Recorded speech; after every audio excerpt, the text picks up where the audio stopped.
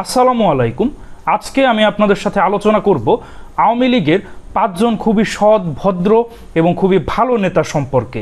তো আপনি কি অবাক হচ্ছেন যে আওয়ামী লীগের মতো ফ্যাসিস্ট স্বৈরাচারী দলে আবার ভালো মানুষ রয়েছে? হ্যাঁ, আপনি ঠিকই শুনছেন। তো এই ৫ জন আওয়ামী লীগের খুবই ভালো নেতা সম্পর্কে জানলে আপনি সত্যিই অবাক হবেন। আর ভিডিওর শেষে আপনি অবশ্যই বলতে বাধ্য হবেন যে ভালো মানুষের জায়গা আসলে আওয়ামী লীগে নেই। যারা চাটুকারিতা এবং তেলবাজি করতে পারবে তারাই শুধু আওয়ামী লীগে থাকতে পারবে, অর্থাৎ শেখ মুজিব, হাসিনা এই পরিবারকে যারা তেল দিয়ে চলতে পারবে তারাই শুধু আওয়ামী লীগে থাকতে পারবে। কিন্তু যারা সৎ, যোগ্য, ভালো এবং খুবই মেধাবী ব্যক্তি এবং নিঃস্বার্থভাবে যারা কাজ করেন তারা এই দলে সম্মান নিয়ে টিকে থাকতে পারে না। তো চলুন এখন আমরা জানার চেষ্টা করি কারা আওয়ামী লীগের সেই খুবই ভালো, সৎ, যোগ্য এবং ত্যাগী নেতা যাদেরকে আওয়ামী লীগ ভুলে গিয়েছে এবং যাদের সাথে আওয়ামী লীগ অবিচার করেছে। প্রথমে যার নাম বলবো তিনি হলেন ইয়ার মোহাম্মদ খান। এই নামটি বর্তমান আওয়ামী লীগের কতজনের মুখে শুনেছেন? তো ইয়ার মোহাম্মদ খান হলো আওয়ামী লীগের প্রতিষ্ঠাকালীন কোষাধ্যক্ষ। আওয়ামী লীগ প্রতিষ্ঠিত হয় 1949 সালের 23শে জুন।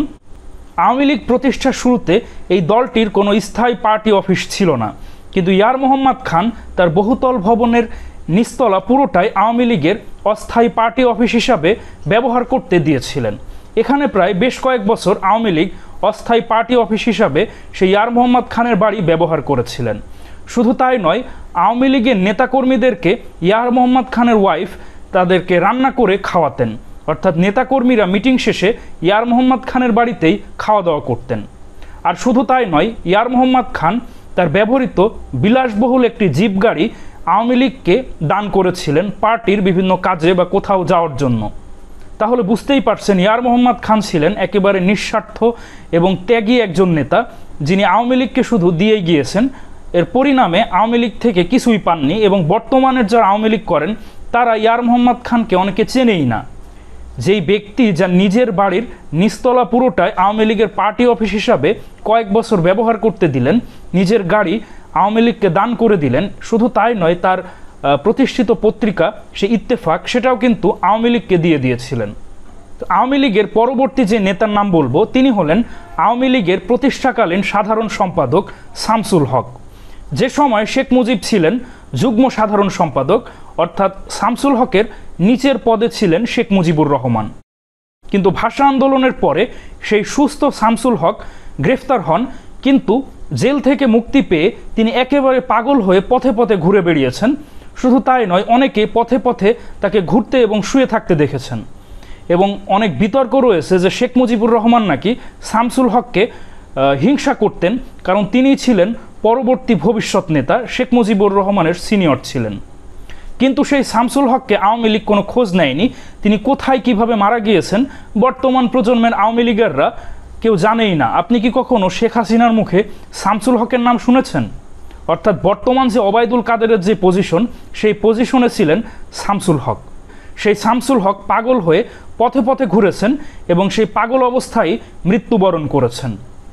পরবর্তীতে যার নাম বলবো তিনি ছিলেন খুবই বড় মানের একজন দেওবন্দি আলেম। তিনি হলেন মাওলানা আব্দুর রশিদ তর্কবাগীশ এবং তিনিও ছিলেন আওয়ামী লীগের প্রতিষ্ঠাকালীন একজন সদস্য। সেই মাওলানা আব্দুর রশিদ তর্কবাগীশ তিনি আওয়ামী লীগকে প্রায় 9 বছর নেতৃত্ব দিয়েছিলেন। তিনি ছিলেন আওয়ামী লীগের তৃতীয় সভাপতি 1957 থেকে 1966 সাল পর্যন্ত এবং এর পরবর্তী সভাপতি হলেন শেখ মুজিবুর রহমান এবং এর পরবর্তীতে আওয়ামী লীগ পুরোটাই শেখ মুজিব এবং মুজিব পরিবারের হাতে চলে গেল, একেবারে ফ্যাসিস্ট হয়ে গেল। কিন্তু এর পূর্বে আওয়ামী লীগে খুবই নিয়মতান্ত্রিক এবং যোগ্য নেতারাই সভাপতি হতেন। তো এটা কি কখনো ভাবা যায় যে আওয়ামী লীগের মতো একটা সেকুলার দলের সভাপতি ছিলেন একজন বিশিষ্ট দেওবন্দি কওমি আলেম? সে আব্দুর রশিদ তর্কবাগীশ তিনিও কিন্তু পরবর্তীতে আর আওয়ামী লীগে থাকতে পারেননি। শেখ মুজিবুর রহমান যখন সভাপতি হন তারপর থেকে তার প্রভাব কিন্তু কমতে থাকে এবং পরবর্তীতে সেভাবে তিনি মূল্যায়িত হননি। পরবর্তীতে তিনি নিজেই একটি আলাদা দল গঠন করেন, গণ আজাদি লীগ। পরবর্তীতে যার নাম বলবো তিনি হলেন আব্দুল হামিদ খান ভাসানী এবং যিনি ছিলেন আওয়ামী লীগের প্রতিষ্ঠাকালীন সভাপতি এবং তিনিও কিন্তু পরবর্তীতে আওয়ামী লীগে থাকতে পারেননি। আওয়ামী লীগের সাথে তিনি দ্বন্দ্বে নতুন একটি দল গঠন করেন, ন্যাশনাল আওয়ামী পার্টি। সর্বশেষ যার নাম বলবো আপনারা তাকে সকলেই চেনেন, তিনি হলেন বাংলাদেশের মহান মুক্তিযুদ্ধের সর্বাধিনায়ক জেনারেল মোহাম্মদ আতাউল গনি ওসমানী বা এমএজি ওসমানী। এবং তিনিও কিন্তু আওয়ামী লীগের একজন সংসদ সদস্য ছিলেন, কিন্তু পরবর্তীতে তিনি আর আওয়ামী লীগে থাকতে পারেননি। বিশেষ করে শেখ মুজিবুর রহমান যখন 1975 সালে বাকশাল গঠন করতে চাইল, তখন এমএজি ওসমানীর সাথে শেখ মুজিবুর রহমানের এই বিষয়ে দ্বন্দ্ব দেখা যায় এবং পরবর্তীতে এমএজি ওসমানী আওয়ামী লীগ থেকেই পদত্যাগ করেন এবং নতুন একটি দল গঠন করেন যার নাম হলো জাতীয় জনতা পার্টি। তো দর্শক মণ্ডলী, আওয়ামী লীগের এই 5 জন ভালো নেতা সম্পর্কে আপনাদের কী অভিমত অবশ্যই কমেন্টে জানান। এবং আপনারা যারা এখন আওয়ামী লীগ করেন, এই নেতাদেরকে আপনারা চিনতেন বা সেভাবে কি কখনো মূল্যায়ন করেছেন? যারা আপনাদের এই দলকে প্রতিষ্ঠা করে গেল, এনারা না থাকলে কিন্তু আওয়ামী লীগ এখন পর্যন্তও আসতে পারত না। এজন্য আওয়ামী লীগকে অনেক অভিশপ্ত দল বলে থাকেন।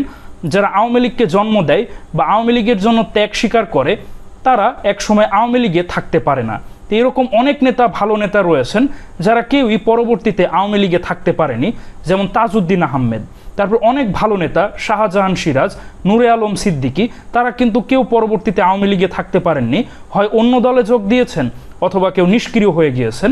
আর যারা ওবায়দুল কাদের, হাসান মাহমুদের মতো তেলবাজি করেছেন, তারাই শুধু দলে টিকে থেকেছেন।